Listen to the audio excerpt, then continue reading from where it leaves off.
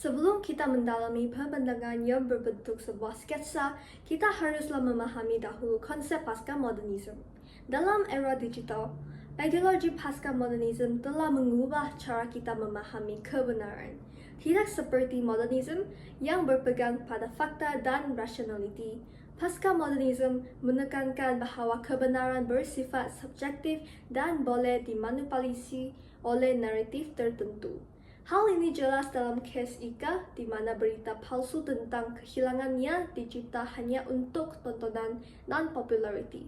Dalam dunia media sosial yang dipengaruhi pasca modernisme, kebenaran menjadi kabur dan realiti sering kali ditentukan oleh persepsi, bukan fakta.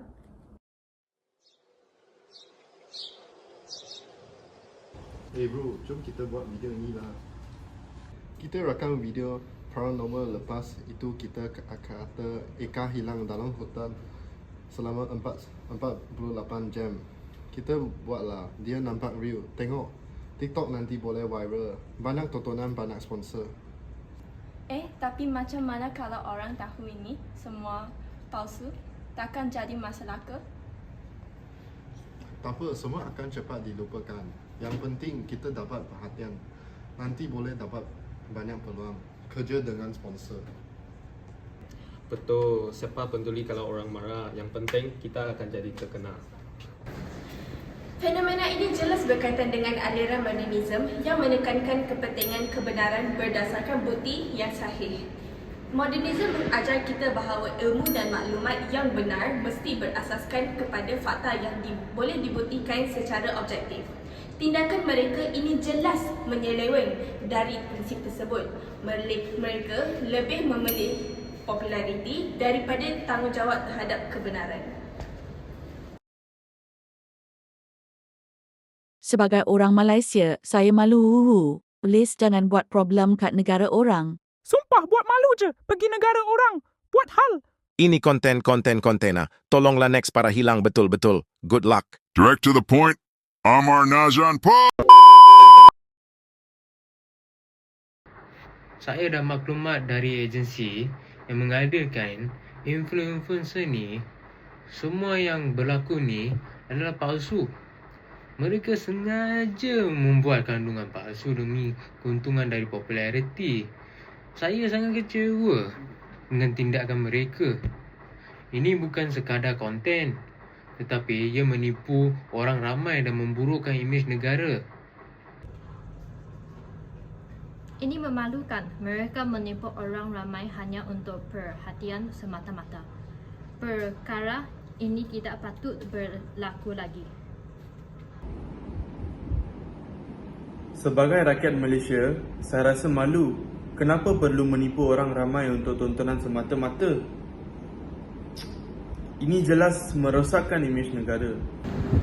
Dalam dunia moden ini, media sosial merupakan sumber utama maklumat bagi banyak orang. Tetapi penyebaran berita palsu memberikan kesan besar terhadap imej negara dan keyakinan masyarakat terhadap media sosial. Modernisme menuntut kita untuk berpegang kepada fakta yang sahih, tetapi dalam dunia pasca modernisme, kebenaran boleh menjadi kabur dan sukar dibezakan antara yang sahih dan yang palsu. Maka kita perlu lebih berhati-hati dalam menerima dan menyebarkan maklumat. Jadi, cerita tentang Ika yang hilang itu adalah palsu? Ya, kami cuma nak buat video viral di media sosial. Kami minta maaf. Ini kesalahan serius. Penyebaran berita palsu boleh memberi impak buruk kepada masyarakat dan undang-undang negara. Anda akan disiasat dan perlu meminta maaf secara terbuka. Kes ini juga berkaitan dengan pasca modernisme yang mempersoalkan kebenaran objektif dan menekankan bahawa kebenaran itu boleh bersifat subjektif. Dalam dunia media sosial, kebenaran seringkali bergantung pada pandangan atau naratif peribadi seseorang. Dalam kes ini, berita palsu mengenai Ika diterima sebagai kebenaran oleh sesetengah pihak kerana ia sesuai dengan naratif yang mereka inginkan. Pasca modernisme menunjukkan bagaimana kebenaran boleh diputarbalikkan melalui media sosial.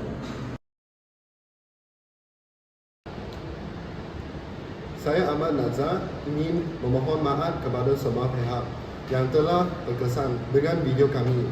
Kami tidak akan mengulanginya lagi. Kami faham bahawa tindakan kami memberi impak buruk kepada masyarakat dan imej negara. Kita janji untuk lebih berhati-hati dalam masa depan. Begitu juga dengan saya mohon maaf atas tindakan kami yang telah menipu orang ramai. Kami akan belajar dari kesilapan ini. Kami sedar bahawa apa yang kami buat ini tidak wajar dan kami akan berusaha menjadi lebih bertanggungjawab di masa hadapan. Kami akan lebih berhati-hati dan bertanggungjawab dalam apa jua yang kami kongsi di media sosial. Semoga orang ramai dapat belajar dari kesilapan kami.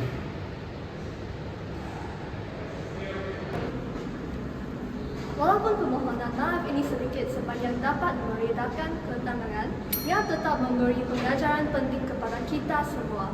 Dalam dunia yang dipenuhi dengan teknologi dan media sosial, kita harus sentiasa berpegang kepada prinsip kebenaran dan tanggungjawab dalam menyebarkan maklumat. Modernisme menekankan fakta yang sahih dan rasional, manakala pasca modernisme mengingatkan kita bahawa kebenaran itu bukanlah sesuatu tetap, tetapi boleh berubah mengikut perspektif individu. Apa yang terjadi dalam kes ini mengajar kita tentang pentingnya kebenaran dalam dunia yang penuh dengan maklumat. Media sosial memberi kuasa kepada setiap individu untuk membentuk dan menyebarkan naratif mereka sendiri. Namun, kita perlu berhati-hati supaya tidak melanggar prinsip asas etika dan tanggungjawab sosial.